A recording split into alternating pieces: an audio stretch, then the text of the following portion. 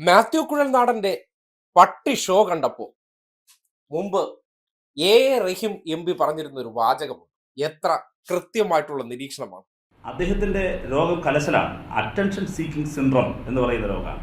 സ്വന്തം പാർട്ടിയിൽ ഉയർന്ന സ്ഥാനം വരാൻ, സ്വന്തം അഴിമതി മറച്ചുവെക്കാൻ ഇയാൾ ശ്രമിച്ചുകൊണ്ടേയിരിക്കുന്നു. ഞാൻ വിനയപൂർവ്വം KPCC-യോട് അഭ്യർത്ഥിക്കുന്നത് അദ്ദേഹത്തിന് നല്ല ചികിത്സ കൊടുക്കണം. അതെ, അറ്റൻഷൻ സീക്കിംഗ്. തനിക്ക് പാർട്ടിയിൽ ഒരു ഇടമുണ്ടാക്കാനും താൻ ഒരു MLA ആണെന്ന് കാണിക്കാനും മാധ്യമങ്ങൾക്കിടയിൽ സ്പേസ് കിട്ടാനും അവർക്ക് എന്താണോ ആവശ്യം, അവർ സൃഷ്ടിക്കുന്ന വ്യാജ വാർത്തകൾക്ക് അദ്ദേഹം മൈക്കിന്റെ മുന്നിലെ പ്രസന്ററായി. അതേ കാര്യം മനോരമ സൃഷ്ടിക്കുന്ന കഥകൾ അതേപടി മനോരമയ്ക്ക് വീഡിയോ ബൈറ്റ് ആകാൻ വേണ്ടി പ്രവർത്തിച്ചിരുന്ന ഒരു മൗത്ത് പീസാണ്. അതിലൂടെ കേരള രാഷ്ട്രീയത്തിൽ കോൺഗ്രസിനകത്ത് അദ്ദേഹത്തിന്റെ സ്വന്തം നിലയ്ക്ക് സ്ഥാനം ഉണ്ടാക്കാൻ വേണ്ടിയുള്ള ഒരു കൂട്ടുകച്ചവടമായിരുന്നു എന്ന് മുൻകൂട്ടി റഹീം അത് നിരീക്ഷിച്ചിരുന്നു. അദ്ദേഹം മാധ്യമങ്ങൾക്ക് മുന്നിൽ പറഞ്ഞ പ്രതികരണമാണ് നിങ്ങൾ കേട്ടത്.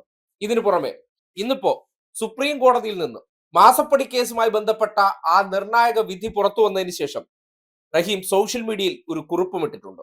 അത് ഇന്നത്തെ ദിവസം വളരെ പ്രസക്തവുമാണ്. ആ പോസ്റ്റ് ഇങ്ങനെയാണ്: അന്നൊരിക്കൽ പറഞ്ഞത് ആവർത്തിക്കുന്നു. ശ്രീ മാത്യു കുഴൽനാടന് ആ രോഗം തന്നെയാണ്, അറ്റൻഷൻ സീക്കിംഗ് സിൻഡ്രോം. ഇന്നത് ബഹുമാനപ്പെട്ട സുപ്രീം കോടതിയും ശരിവച്ചിരിക്കുന്നു. CMRL എക്സാലോജി കരാറിൽ വിജിലൻസ് അന്വേഷണം ആവശ്യവുമായി ചെന്ന മാത്യുവിന് പരമോന്നത നീതിപീഠം കണക്കിന് കൊടുത്തിട്ടുണ്ട്. വാർത്ത: മാത്യു കുഴൽനാടന്റെ അപ്പീൽ സുപ്രീം കോടതി തള്ളി. കോൺഗ്രസ് MLA കുഴൽനാടന് സുപ്രീം കോടതിയുടെ മുന്നറിയിപ്പ്. രാഷ്ട്രീയ തർക്കങ്ങൾക്ക് സുപ്രീം കോടതി വേദിയാക്കരുതെന്ന് ചീഫ് ജസ്റ്റിസ്. 10 ലക്ഷം രൂപ പിഴയിടട്ടെ എന്ന് മാത്യു കുഴൽനാടനോട് ചീഫ് ജസ്റ്റിസ്. പ്രിയപ്പെട്ട മുഖ്യമന്ത്രിയെയും അദ്ദേഹത്തിന്റെ കുടുംബത്തെയും സംശയത്തിന്റെ നിഴലിൽ നിർത്തി രാഷ്ട്രീയ നേട്ടമുണ്ടാക്കാൻ ഇറങ്ങിയതായിരുന്നു. BJP-യുടെ ഉന്നത നേതൃത്വവും കേരളത്തിലെ കോൺഗ്രസ് നേതാക്കളും ഒരുമിച്ച് ചേർന്ന് നടത്തിയ രാഷ്ട്രീയ ഗൂഢാലോചനയാണ് ഈ വ്യാജ ആരോപണത്തിന് പിന്നിൽ.